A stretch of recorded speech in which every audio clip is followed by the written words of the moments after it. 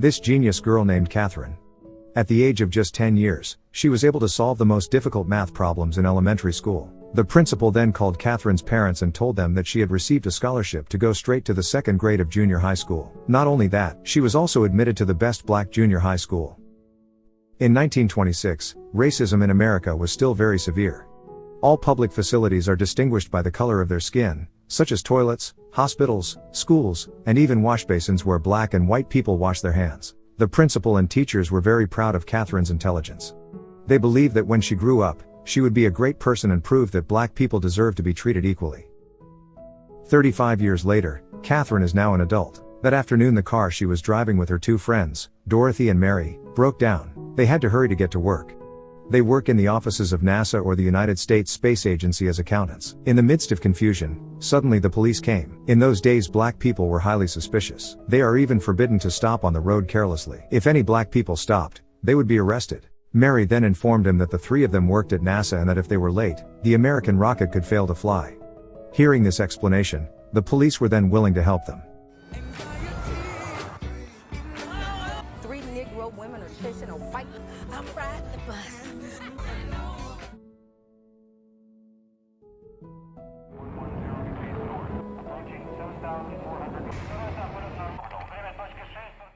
While at the NASA office, government staff were seen watching the news about Russia's imminent launch of a rocket. The news then irritated the presidential envoy. He then demanded the head of NASA named Harrison to quickly make a rocket to compete with Russia. Base. Arriving at the office, they then went straight to work. While they were distributing assignments, suddenly their boss named Michelle came and then ordered Catherine to move to the Space Research Division. When Michelle leaves, Dorothy rushes after her. She asked for a promotion to become room supervisor because she had worked as a room supervisor for many years, but her salary was still calculated like a regular staff salary and never increased a penny. However, Michelle arrogantly thought that Dorothy was against it and threatened to fire her if she continued to demand a promotion, and this made Dorothy very disappointed. On the other hand, Mary's superiors in the rocket assembly division were confused. Why his homemade rockets always fail to withstand the heat of the Earth's atmosphere. Mary then tried to explain in detail about the source of the problem with the rocket. Hearing the analysis, her boss was so amazed and then said that he would promote Mary to become a rocket assembly technician. Her boss didn't care about Mary's gender or skin color. In such an emergency, he only needed experts to win the competition against Russia. Meanwhile, Catherine has just transferred to the Space Research Division. He was even mistaken for a cleaning service. When she met Harrison, without further ado, Harrison immediately asked, "Will Catherine be able to solve the rocket launch coordinate data formula?" She confidently replied that she would be able to solve it in a matter of hours. Seeing that confidence, he then tested Catherine to check the report of one of the accounting staff named Paul. But while at work, suddenly she wanted to pee.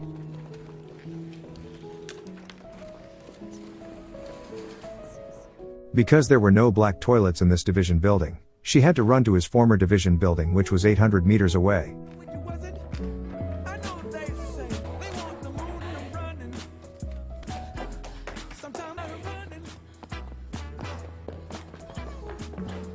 After that, she then continued to work. While working in the new division, everyone always looked at her with a cynical look. After work, she still has to take care of her 3 daughters since her husband and father died. He became the breadwinner of the family alone. Fortunately, there is still her mother who every day helps look after the children at home. Sunday morning after worship, Dorothy and Mary tried to match Catherine with a soldier named Jim. Even though Catherine refused, but she was left alone. On a walk, Jim said he did not expect NASA to accept black female employees. That sentence offended Catherine and, holding back annoyance, said the reason NASA accepted her was because she was the first black student to receive a scholarship to the best white university in Virginia. So Jim can imagine how smart she is. Jim then fell silent. In his heart he said, "Why is she angry?" The next day at the office, when she wanted to get coffee, she saw a small coffee pot that said specifically for blacks. In her heart she could only be patient, and then she went back to work. Not long after, Paul came to give the formula file. When examined, she was confused. Why so many scribbles? As if he was deliberately trying to bully her, so she couldn't finish the formula. But she wasn't out of her mind, as he used the light of the lamp to read the scribbles. It turns out that the data in the file is the same as the data on the whiteboard, because it's not obvious. He then chose to work directly on the blackboard. When she went to the toilet, Harrison, Paul, and the entire research team were confused by Catherine's count. So far they have worked hard to complete the formula, but in just a matter of minutes, she managed to finish it herself. Inside Harrison's room, Catherine was being interrogated by several employees. Paul asked how the formula can be solved, even though he had crossed out a lot of data. She then explained in detail how she did it. After hearing that, Harrison then reprimanded Paul and told him that from now on she had to provide as much data as possible so that this project could be completed quickly. When they were resting, Michelle came over to them. She asked if it was true that Mary wanted to be promoted to a rocket assembly technician. Michelle informed that Mary's application must be rejected because she has not fulfilled one main requirement, namely that Mary is not a white graduate of the university. No matter how high your knowledge is, if you don't graduate from a white university, you will never be a technician at NASA.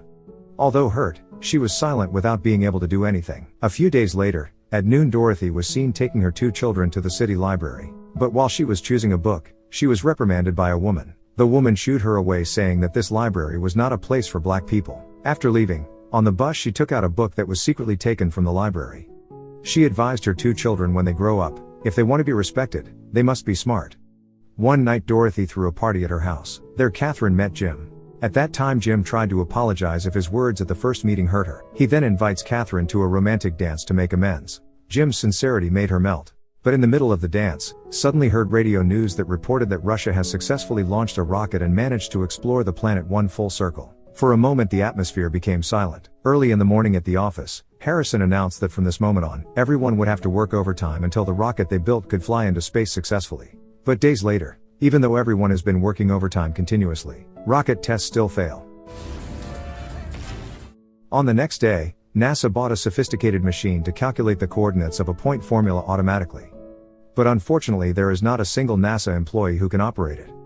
At night when nobody found out there was a new calculating machine, Dorothy sneaked into the engine room, then studied how the machine worked all night long. The next day she explained, with this new engine, the jobs of black accountants could be in jeopardy of being replaced. Meanwhile, Mary went to court to apply for admission to one of the white men's universities. After getting the trial schedule, she rushed back to the office and then told her boss she didn't want to give up. She would try her best to get into a white man's university to become a rocket engineer. A few days later, Harrison wondered why Catherine often left during work hours, even though it's not time to rest.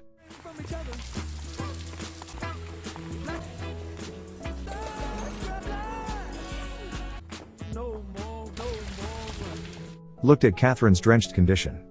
He is very angry. He wondered why she had to leave work every day for even 40 minutes.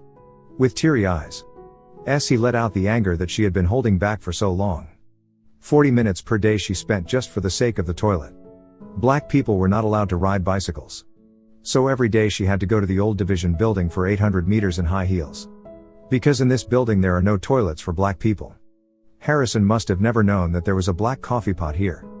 As smart or as good as she's work, people will still be disgusted at her black skin. Hear the outpouring of the heart. Everyone in the room fell silent. After being satisfied venting her heart, he then asked permission to go to the toilet again. The next day, there was a commotion in the NASA building.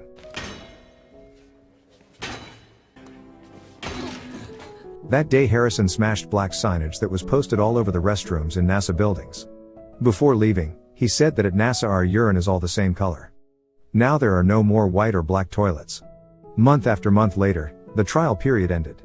And on May 5, 1961, it was time for the United States' first official rocket launch. After that, we're at T-minus 10. We have ignition at 0.5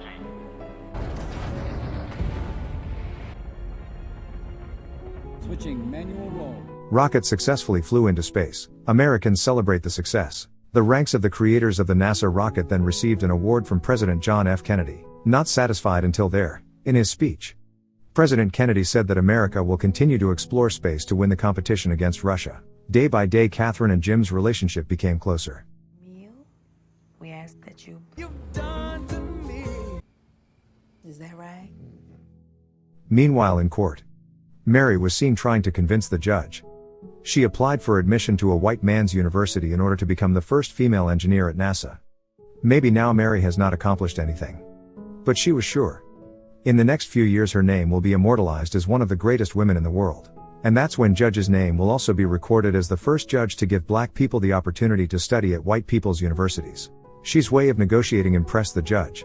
The judge gave her permission.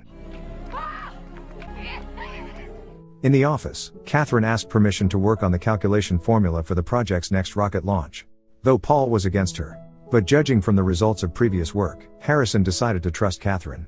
After 47 days in space, the astronaut who flew the NASA rocket back to Earth, but unfortunately timed to land, the rocket was destroyed and sank in the sea. Government officials were again disappointed. As a result of the damage, the rocket that was collected from the public's tax money sank to the bottom of the sea. They demanded Harrison to perfect the manufacture of the next rocket. At noon, Catherine gave Paul the calculated data, but he refused, saying that this morning the data had changed, so she had to recalculate using the new data. In her heart, she could only be patient. She then asks him to let her join the meeting so she can always be up to date with the latest data. Unfortunately, he still told her to count the existing data and not oppose. The next day, same as yesterday, Catherine's count was again rejected by Paul. Soon after that, Harrison is coming. She was desperate to ask her boss for permission directly so she could attend the meeting. For constantly begging, he finally allowed her into the meeting room. Astronauts and government officials have gathered. Harrison reported that currently the research team is still in the stage of calculating the coordinates for the launch and landing of the rocket. However, the government envoy was not satisfied with the report. They want clearer numbers. For being at a loss for words, he had to have Catherine do the impromptu counts in person in front of everyone. Miles per hour upon gravity. 1,372 feet. 0.06 degrees west. Square miles. Everyone was so amazed. Difficult formula that so far cannot be solved. He managed to finish it in just a matter of minutes. Casually, Harrison said that the data will be finished in a few days. On the other hand, after studying for a long time how NASA's automatic calculating machine works. That day Dorothy was secretly trying to operate the machine. When the engine is running, suddenly two officers came. The officer was confused. Why does the engine work? Though no one could ever blame it.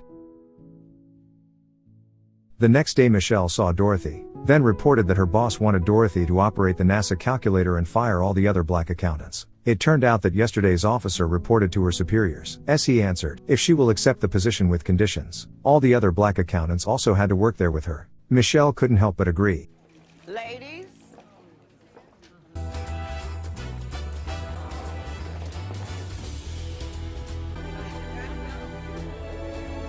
Welcome, ladies.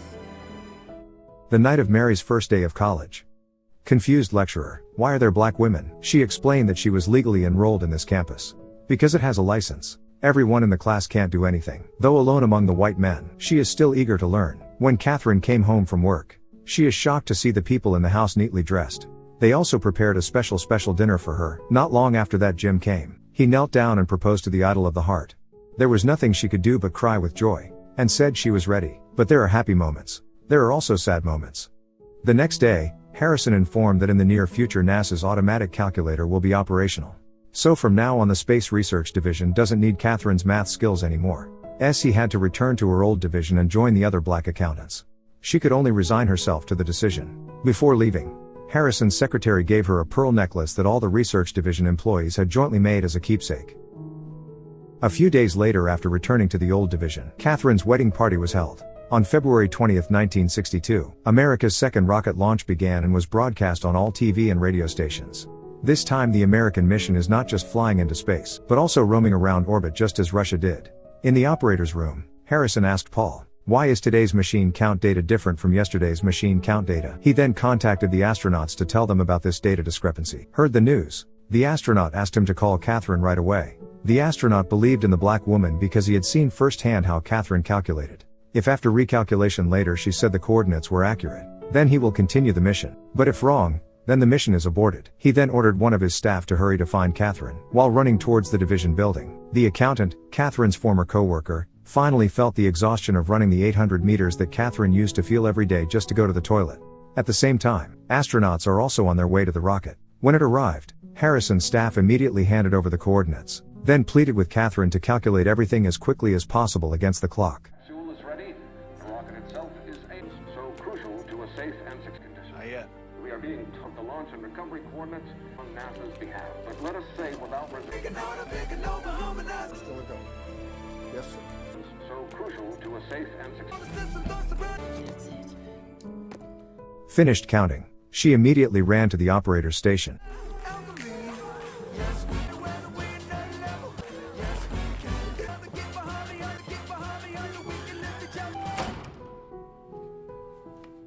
When she wanted to leave, Harrison suddenly came out and told her to come in. For the first time in her life, he could feel for herself how the situation in the NASA operator room was. Harrison then reported to the astronauts that the results of the calculation of the coordinates matched, and astronauts can continue their mission. Here at Cape Canaveral, the countdown has reached. These pictures are from Cape Canaveral. 6. This is Seco. Trajectory is still A-OK. 0G and I feel fine. Rocket successfully launched into space. John Glenn reports everything looks good. All right. In the Black Clerk's building, when Dorothy wanted to go home, Michelle came to give her an official letter of appointment as head of the calculating machine division. Because now their position is equal and she is no longer Michelle's subordinate. As a sign of respect, Michelle then calls Dorothy by her first name, Mrs. Vaughn. Hours passed. Mission exploring orbit has been successful. Warning light is on, indicates that the rocket must immediately descend. This condition is also reported on TV and radio. But on landing, suddenly the heat barrier layer of the Earth's atmosphere experienced problems. 0 angle, over. There's a real fireball outside. It's getting a little hot in here.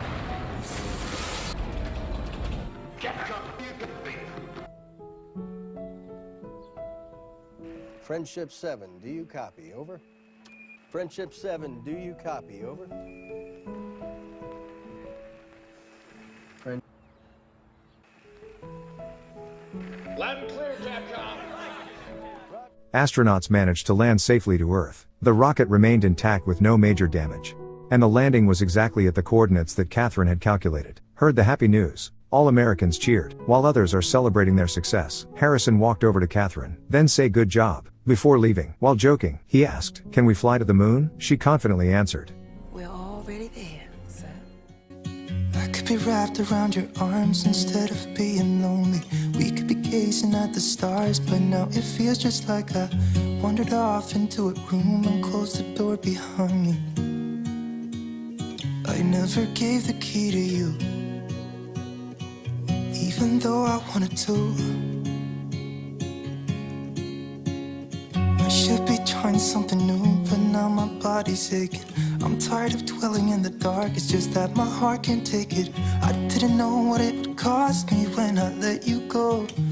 I feel alone, and I'm just singing, It should have been you.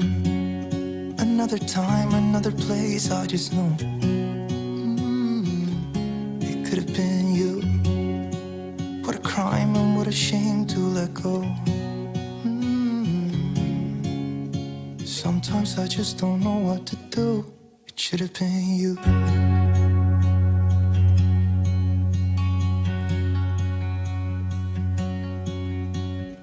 I could be driving to your place, but now the ground is shaking.